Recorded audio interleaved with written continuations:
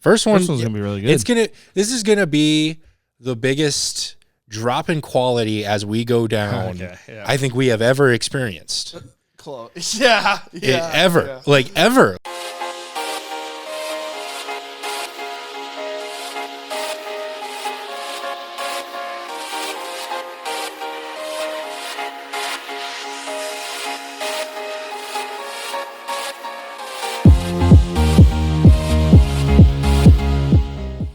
Hello and welcome to another edition of Popcorn Bucket List here. You may be wondering why Ryan's got the mask on. You and me both, to be completely honest here. I don't know. I kind of was talking about this. Look, full disclosure, just going to get this out of the way here. I'm not looking forward to this episode, just in general.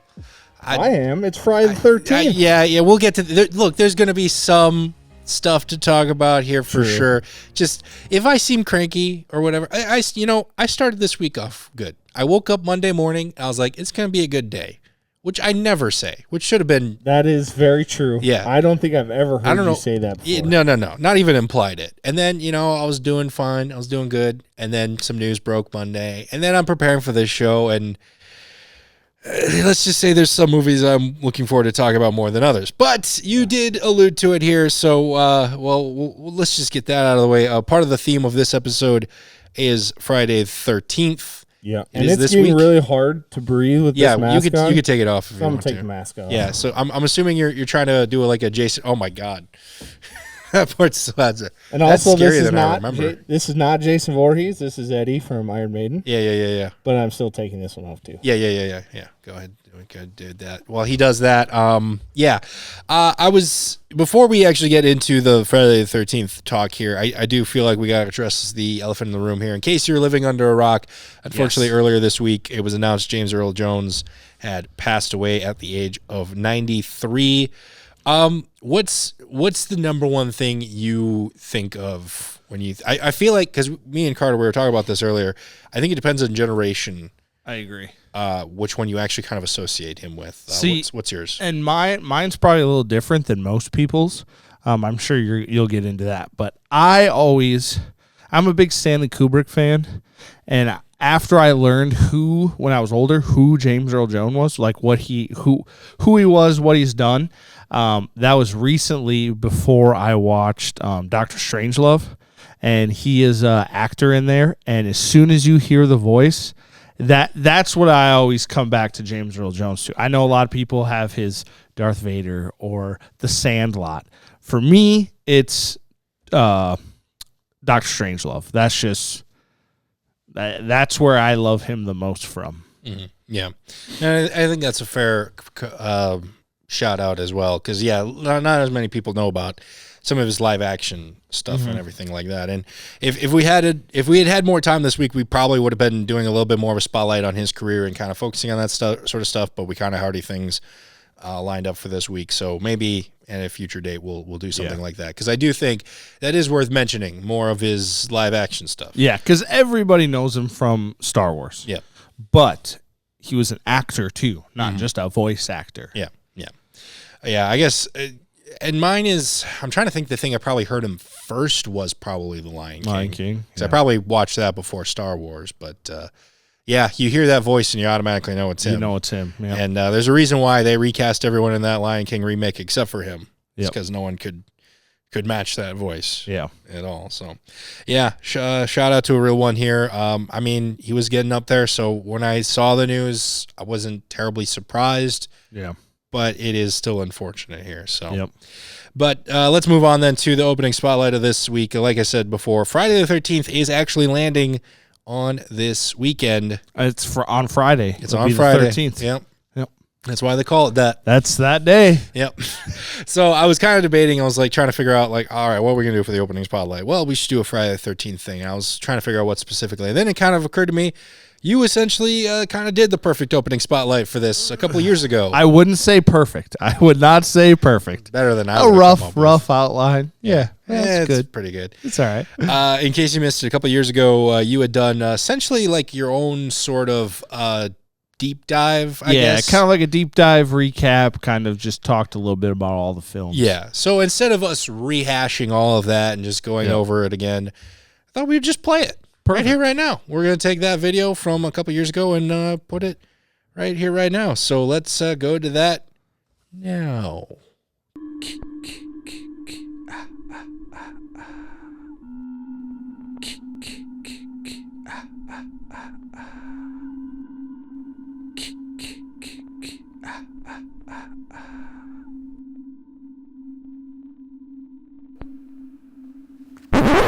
It's me.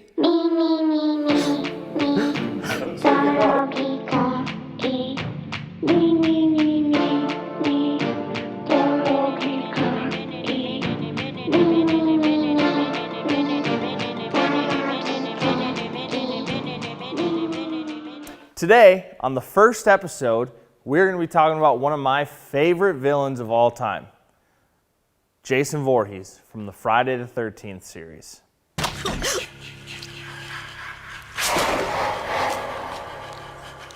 Now, many of you may not know the Friday the 13th film series, but I guarantee you recognize this guy. A lot of people recognize his signature hockey mask. However, it does change throughout the films. Everybody recognizes that mask, and he usually has his machete with him. Granted, anything pokey he will kill you with, but his machete is his go-to.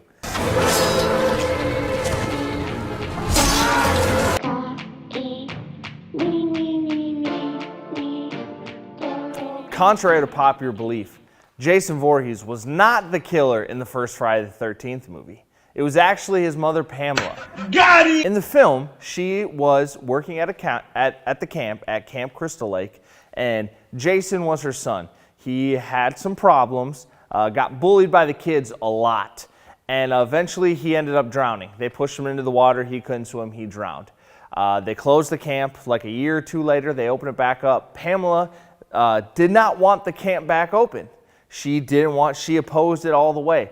So instead of going to city council or the local community leaders to try and get the camp shut down, no. Pam loses her marbles. She goes crazy and is stalking and killing the camp counselors that are trying to open up this camp again. And it's actually quite good. It's quite fun to watch. You don't know that it's her until towards the end. However, Jason wasn't even supposed to be in this film at all. They thought, what if Jason didn't drown and he's just been staying at the bottom of the lake or living living anywhere around the lake? How awesome would that be? And just like that, history was made. One of the horror genre's most infamous scenes is that famous calm water, serenity. I'm sitting in my boat, I've made it out alive, and Jason rips over and grabs her in the water. Beautiful scene. Absolutely loved it. And if you haven't seen it, you need to check it out. However, they decided to do that at the very end of filming, which was a huge success, which really furthered them into the franchise to get it going. Because now it wasn't Pamela killing, it became about Jason and Jason killing.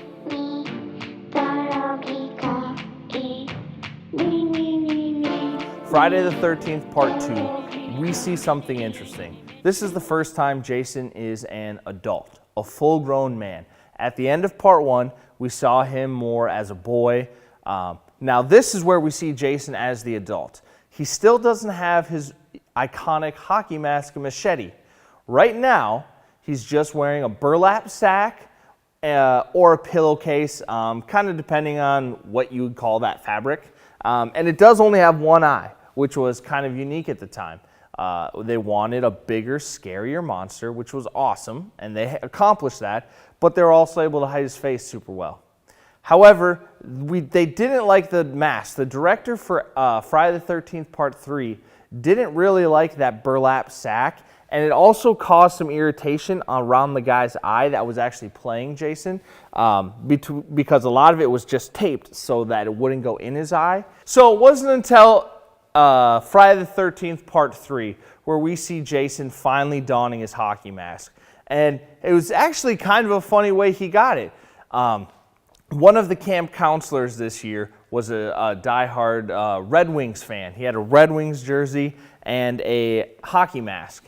And he liked to play pranks on the campers, the counselors. And he ends up getting killed, and Jason takes his mask, puts it on, and there we have it. The dawning of Jason Voorhees as we know him today.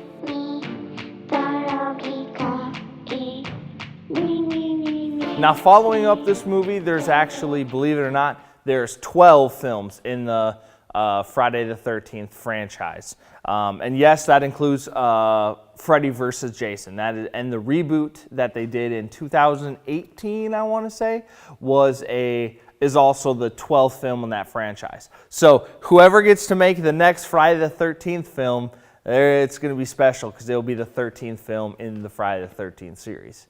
Now, we've seen Jason take Manhattan, which is super kind of weird. Jason Voorhees in the big city in Manhattan. We've also seen Jason go to space. Don't know how that worked out. Well, I do know how it worked out. He still didn't die because obviously you can't kill him. And we also got to see him cross over with Freddy Krueger. Now, there was supposed to be another Freddy versus Jason versus Ash. However, that one's been stuck and rumored and attached people and dropped people. And if it ever comes out, I'd be surprised, but we can always hope for it. Hope you guys enjoyed the first episode of Ryan's Reviews. Hope you learned something about Friday the 13th, maybe something about Jason Voorhees. And if you didn't like it, that's all right. Turns out it was like this squirrel's like prized acorn. Oh, yeah? And he, at first, tried to take me on one-on-one. Yep. Which he loses 10 out of 10 times. 10 out of 10. So I'm kind of riding high at this point. I don't. We're back. Oh, sorry. Yep. Okay. Yep. Yeah, I'll tell you the. Okay. Or just reading the newspapers. Yeah. It'll be there. Anyways. Yeah. So yeah, there we go. Go if you haven't seen that before. That was the full Ryan's review of Friday the 13th sort of deep dive there. You've done a few others. We'll put that playlist out here as well if you want to check those out. If you're a fan of Super Mario, I highly suggest the Super Mario 64 one. That was a good one. That was a good view. That was a good one. But then let's just move straight into the weekly preview here this week. Like I said before, Friday the 13th of this month of September here. Got some good ones. Yep. Some not so good ones. And ones that I despise to talk about this weekend. So let's just go through it. Let's just do it. All right. This is where this hobby becomes a job. But the first one here I will say is probably actually one of my favorite ones to talk about here. Yeah. Speak No Evil. This is arguably the big ticket item of the weekend. Coming straight to theaters, rated R. It's time for another Mac Attack, baby. Yeah, I think this is going to be good. I remember rumblings when, because I think we talked, or this is a Danish film, a remake of a Danish film. I remember when that film came out, there was people talking about it at film festivals and whatnot, and I was really excited, but I never had a chance to see it. So this will be good. This will be good. Yeah, and that's something we don't really talk about too much here is these film festivals. More often than not, the purpose of them is to get some of these movies out there, hopefully have studios shop for them or buy the rights to them. In this case, kind of making their own remake of it. Blumhouse was able to get their hands on this one here, which I think already gives us a little bit of a thumbs up. Yeah, right there. Some of them are hit and miss, but I like that a lot of times when you watch a Blumhouse film, you know it's a Blumhouse film. You can it's got that feel to it, and it's gonna be good. Yeah, so James McAvoy is starring in this one here. I would argue he's one of the best actors working right now. I agree. And as how good as he is as Charles Xavier in that nurturing sort of teacher environment, man, when the gloves are off and he has to go full creepy, it's a good day on set. This gives me a lot of the same vibes as Split, when he obviously played multiple different characters inside of the person. So I think it's going to be it's almost like that was like a warm up for this one, maybe. So we'll see. And another thing I kind of noticed with this trailer is it does give a lot of the story away. Similar to, I think I just invented a new word there. Similar to when we talked about Blink Twice. When we watched that trailer, we were kind of like, look, it doesn't look like there's too many surprises. Something weird's going to go on here. Yep. The question is what? What's the purpose? What's the end game? And I thought Blink Twice was a very fun surprise. I really enjoyed it. I kind of feel the same thing here. We kind of know a lot of what's going on. We don't know their goal. Why are they doing this creepy thing? Yeah. What's the purpose here? The twist or the wrench that we don't know about should be pretty good. Mm-hmm. Like, I can honestly say for Blink Twice, I wasn't really expecting that, and it was like, oh, this is really good. Yeah. I really liked it. So yeah, I think this one will be a good one for sure here. It feels like Blumhouse at this point is moving what I like to call one MPW, one movie per week. Cinemas per hour. I like that. Worked on that joke for 5 minutes. It was good. It shows. It shows. Anyways, let's move on to the next one here. The Killer's Game. Feels like you could make a drinking game for movies. Each week, it feels like there's either a movie that's produced by Blumhouse or has the word killer in it. Yeah, and two movies that had the exact same name, The Killer. Yeah, exactly. It's like, okay. This one's also coming out to theaters, also rated R. Dave Bautista stars as the #1 hitman in the world in this movie universe. Unfortunately, he gets news of a terminal illness. Yep. So he decides, you know what? I'm going to order a hit on myself. I'm going to go out. Ooh, bad pun here. Alert. I'm going to go out with a bang. Oh. So he basically orders this hit on himself so that all the assassins can kind of come after him and, someone's going to get rich off this, whatever. This is kind of his last hurrah. Well, right before the contract goes live, he finds out, hospital made a mistake. Classic whoopsie daisy. Whoopsie daisy. Yeah, turns out you're fine. You're not going to die. Yeah. You're good. Well, now he has to fight off all the assassins he just ordered after himself. So, if this sounds familiar, it's worth mentioning that the studio that made John Wick made this movie as well. Yeah. You got one assassin versus all the other assassins. Only this one's going to be a little bit more comedic. Yeah. This reminds me of that one that just came out a little while ago that you had to it was like hide and seek, but you're was it Charlie Day that was in it, or the one where yes, Charlie Day, I believe. No, Nick Kroll. That's what it was. Yeah, it was Nick Kroll. Yep. Yeah, where you have to be with somebody or be in public. Yeah. Otherwise, an assassin can attempt to kill you or whatever. Yeah, it is kind of that same vibe. If you could also compare it to that lottery movie that came out a couple of weeks ago. Yeah. Where it was like, all right, you have a certain amount of time, you have to escape all these killers, sort of thing. Yep. That does seem to be a running theme right now at this point. So, I like Bautista. I think he's pretty good in everything he's in personally. Mm-hmm. So I think if there is a reason to see this, it's for him. And it does kind of sound like they are going more comedic. They're trying to make it somewhat of a I think it will be comedy. Yeah, I think it will be plenty of action, but I think it'll be comedic as well. Mm-hmm.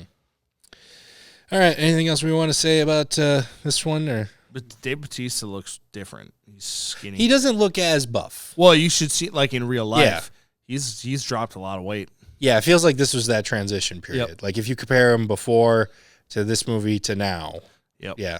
He's either preparing for a role or just doesn't have any reason to keep it up. Yep. There's no reason to. It's difficult too. So. I was in that same boat, so.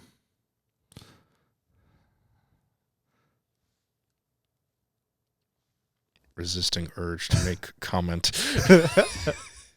All right. Well, let's just jump into the rest of it here, or we could just skip it. I really don't want to do. We should talk about it. Okay, fine. We'll talk about it. All right. Am I Racist? Also coming out to theaters. This is surprising to me that this is actually coming out to theaters. I looked. It's not coming out to all theaters. But I have seen it in some theater websites. His other film, What Is a Woman, was only available, I think, on the Daily Wire subscription service or something. All I'm saying is I know I saw this in the Sioux Falls lineup. Really? They're playing this in Sioux Falls? Wow. That's the only reason why we're talking about it is because if it's that close, we'll talk about it because it's in the area. True. We do it for you guys, all right? Yeah. I try to do it for the fans. We can't talk about every single movie that comes out every weekend. I try to generalize it to the area. I'm doing it for you. So darn you, Sioux Falls Theater. Yeah. So believe it or not, first of all, with a title like that, first of all, this is a documentary. Second of all, this is the first movie we're talking about this weekend that's not rated R. It's like it's. I don't really know what else to say about it. It is a sort of gotcha documentary, I guess, is trying to take a look at racism in America. Yeah. And we can only, this is the tough part about doing this way, is we can only judge based on the trailers. I have not seen the first documentary movie, so I don't really know what he actually accomplished with it. And I can only say what I've seen in this trailer. And what I can say from this trailer is it really turned me off to this whole thing. Because it didn't seem like they were trying to solve any sort of problem. It sounded like they were trying to look like they were trying to solve a problem while doing a Borat bit. Yeah. And the thing about Borat, the way that got away with what he did was because I don't think Sacha Baron Cohen was trying to solve anything. He was trying to point out issues. Yeah. But he was doing it full comedy, full send. Yeah, he was doing full 100% laughter. Here, this one's just trying to do gotcha, like, clickbait crap. Not take me serious. Yeah. Where this one I feel is trying to do the gotcha and take me serious. Yeah. And you can't do both. You can't. It's hard to do both. And it also, just based on how the trailer's edited, it seems like they made sure they picked out the people with comments or whatever that were like only going to say the craziest stuff and like get the worst reactions or whatever, which I don't know about this man. I don't know. I think it's trying to be Borat, but it's also trying to also be like Daily Show-esque. Yeah. But I don't know. The Daily you watch the Daily Show or any of those late night stuff, and it's like they're trying to be like somewhat sincere. Yeah. I don't know. Yeah, how this guy got a sequel, I don't know. But yeah, we can't get. Yeah, I don't know. There's 20 sequels I could think of before this one. Yeah. Yeah, that one's. So yeah, that one.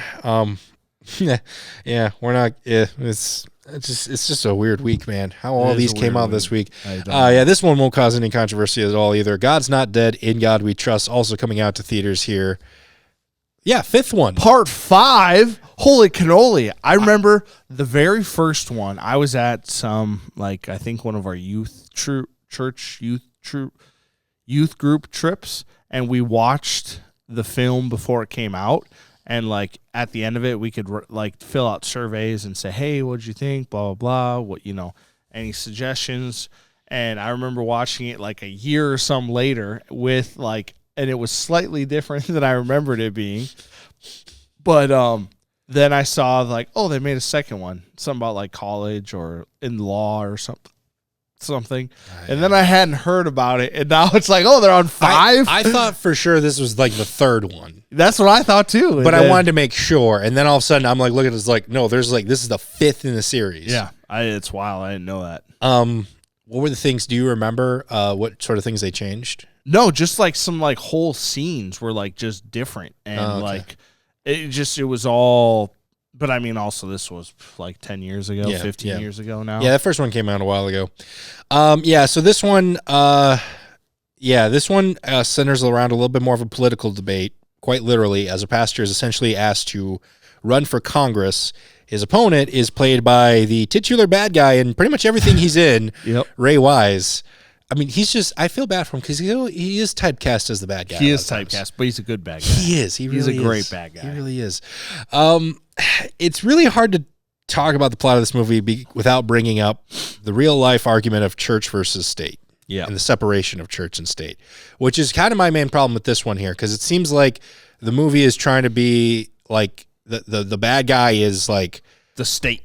Yeah, he's like very much, keep church separation from state. And I'm like, okay, legally speaking, he's right. And now you are making me cheer for the bad guy in a legal sense. Yeah. So now I'm confused. Who am I cheering? Because I want to cheer for the other guy because he seems nice. Yeah. He's just this down-to-earth pastor or whatever. Just trying to go into politics, whatever. But the other guy, they're trying to make it seem like it's such this bad thing. But like legally speaking, that's always how it's been. Yeah. I don't know. I don't know what this movie's trying to...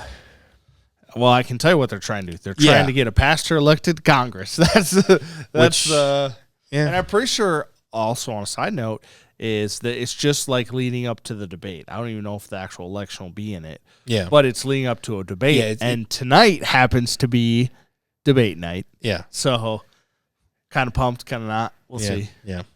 Yeah, that did cross my mind as well here as well. So maybe they did it perfectly. Yeah. Yeah, I guess that would make sense why this movie's coming out, but I still don't get why. Well, no, I mean, the racist one too. We're just gonna call that one the racist one. The Am I Racist movie. I don't know, Nick. Are you? Look, if you full disclosure, if you have to ask that question out loud, answer is almost always yes. Just gonna put that out there. Who would have guessed we would have had as much Ronald Reagan talk as we would in these matter of weeks? Because the trailer opens with like a quote from Ronald Reagan, and everything too. Yeah. So, I don't know if you noticed, politics is happening right now. It's happening. I don't know. I guess going back to the first one, because that's the only one I've seen as well. I did enjoy the first one for the most part. This one feels like it is getting a little, and this is with all franchises, by the way. First one kind of is pretty good, and then by the end of it gets a little too cheesy, a little too into itself, I feel like, and that's kind of what I felt like this one as well. Just was like, what we're saying is 100% is right, whereas I feel like the first one left not so much debate, but kind of like eased you in, like the main character had to figure out how they were right instead of just going straight in, I'm right, you're wrong sort of thing. That's kind of my issue with it as well. That's a good. But that's also my issue with like any sort of debate or any sort of discussion. If you go into it 100% believing you're right, well, then you're not going to hear any other side or anything like that. Yeah. And then there's no point in having a debate or discussion. You know? That's a good point. Thank you. All right, just on to the next one. Oh God, oddly enough, this is my least favorite one. Yeah. Who would have guessed? You can't make this stuff up, people. Just when it rains, it pours. Finally, last one here, coming to Netflix, another PG-13 one called Uglies. Yes, that's the title, Uglies.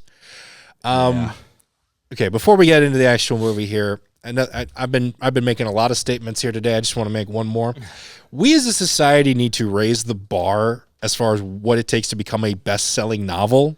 Yes, I agree 100%. Because we're just handing that thing out left and right, and that's why we get movies like this. Yep, because immediately when they pitch it to the studios, they're like, "Well, we're not too sure about this story. I don't know if I like this." Well, it's a best-selling novel. New York Times bestseller. Oh, it's best-selling. Yeah, well, greenlight it. Yep. Greenlight it. Let's go. Let's get Joey King attached because we're Netflix and we have her hostage. Yeah, this looks okay. Now that I got that out of the way. I don't know where to begin with this. I don't know where to begin with this. Actually, it reminds me of a couple sci-fi or Twilight Zone episodes that are absolutely fantastic. That it reminds me of, and then it just kind of devolves into like, future world and like, oh, look at this beautiful nature scene and everybody needs to be natural and let's change your body. Whoop! Just it's terrible. But to your point with the Twilight Zone, more often than not, they were so good at doing that satire of look, we're making a point, but we're not preaching the point. Yeah. Or we're not missing the point. Feels like this movie is missing the point. Miss all of it. It reminds me of like Divergent mixed with some other weird teen movies that are just bad. It's all of them kind of crunched together. Yeah. Basically what the whole concept is, it's one of those not too distant future movies. We're in I don't know if I'd call it a dystopia. It actually looks like it doesn't look like anything bad has happened. It doesn't look like any like nuclear war or like a Hunger Games style thing. Yeah. It's in the future. There's technology where it's like when you get a certain age, you have to take this surgery and then you're perfect. No more blemishes. Yep. You are beautiful.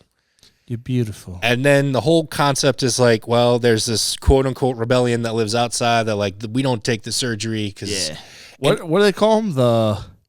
I don't even remember. They might have just called them the Uglies. Start with an L. I don't know. Yeah. I don't really care to look into the trailer again to figure it out. It was bad. But here was my problem with this one is it almost seemed like they were on the right track there of like, hey, love yourself. You don't need to change your body. You know, people come in all shapes, colors, all that. Yeah. But the group that's resistant is all still like beautiful people. They're all very good looking people. Like there's no real diversity there. It feels like, and it's what are you trying to prove here? Yeah. What are we doing? Yep. God, this weekend. If you guys watch it, let us know what you think about it. No, don't watch it. Don't put yourself through that.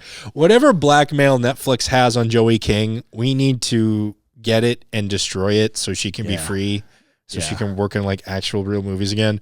It's not a great sign that I feel like her best recent role was in that Taylor Swift music video, which might have came out What like music video? I don't even remember, but it had her and like Taylor Lautner in it. Taylor Lautner. You know, Shark Boy. Yeah, Shark Boy. Okay. She was in it too. Anyways. Okay, we did it. We got through that. We made her. Rough week, boys and girls. I think the next few weekends are going to be better. I think it's going to be better. I hope so. This was a rough one. Yes, I need a minute. I need a minute. Timeout on the field.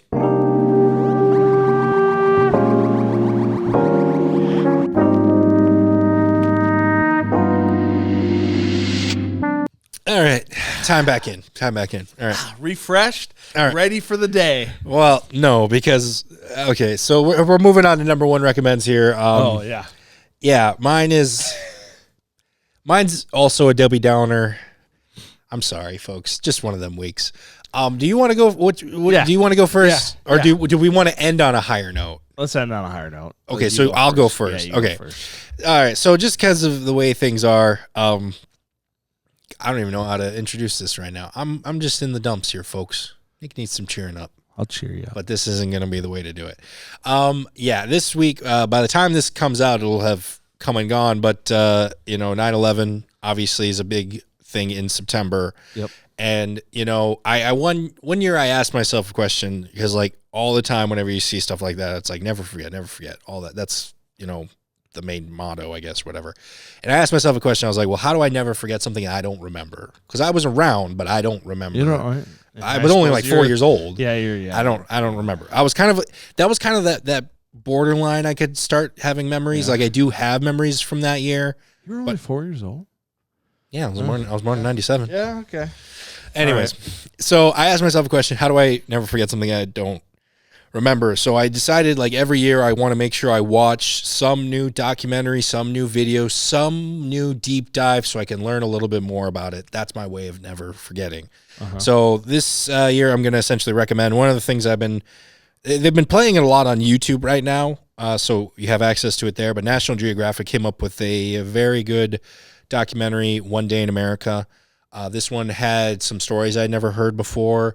And just kind of detailed as best as they could what was going on from different perspectives, from a civilian perspective, from an emergency service standpoint, and other groups of people as well. So, like I said, they've been playing it like on a loop on YouTube. I've noticed, but I believe it's also on like Hulu, National Geographic. If you have that channel, I'm sure they'll be playing it as well. But yeah. That's essentially my recommend here this week is, like I said, that's just my way of never forgetting, I suppose. So very good. Yeah. All right. Let's land on a higher note here. What do you got? What's your recommend this week? Well, I'm also going in a similar vein as you are, as talking about September 11th. There is I thought we were ending on a higher note. Oh, it is a much higher note. Oh my gosh. It's an episode of South Park which kind of deals with 9/11. Okay. But it's it's the specific episode. I don't remember the title of it, but it's somebody takes a crap in the urinal at the school, and somebody doing that uncovers the rabbit hole of 9/11. And was it an inside job? Was it not an inside job? What happened? And it's all, gone. Like it all happened, and it all broke open because of the crap in the urinal. So it's a fantastic satirical look at what the 9/11, kind of the idea of, was it an inside job? Was it just an act of terror? Like all of those different kind of views, but played through the lens of South Park and the way that only Matt and Trey can do. Yeah, a little bit of a weirder episode here today. I apologize for my darker demeanor. That's all right. And my Debbie Downer demeanor as well. If you were a wrestler, your name could be Debbie Downer. Debbie Downer. Then you could be a Debbie Downer Dollhoff. You could be a Debbie Downer Dollhoff. You could be or Downer Dollhoff. Yeah, Downer. Yeah. And you could be Could he be a superstar? Is that how that works? Carter? Okay, we got the thumbs up from Carter there. All right. I think. Yep. Yeah. So you're a WWE superstar, verified. Cue the John Cena music. Well, that's going to do it for us here on this episode of Popcorn Bucket List. Like I said, keep on an eye out for other fun projects I'm working on here. Not confirmed yet, but I'd like to hopefully this week. Whoa. But keep an eye out for those sort of stuff. If you don't want to miss out on any of those, be sure to subscribe to the YouTube channel as well as follow us on our social medias. And go check out Ryan's reviews. We have a few of those on the channel as well. For myself, Ryan, and Carter, thanks so much for watching, and we will see you at the movies.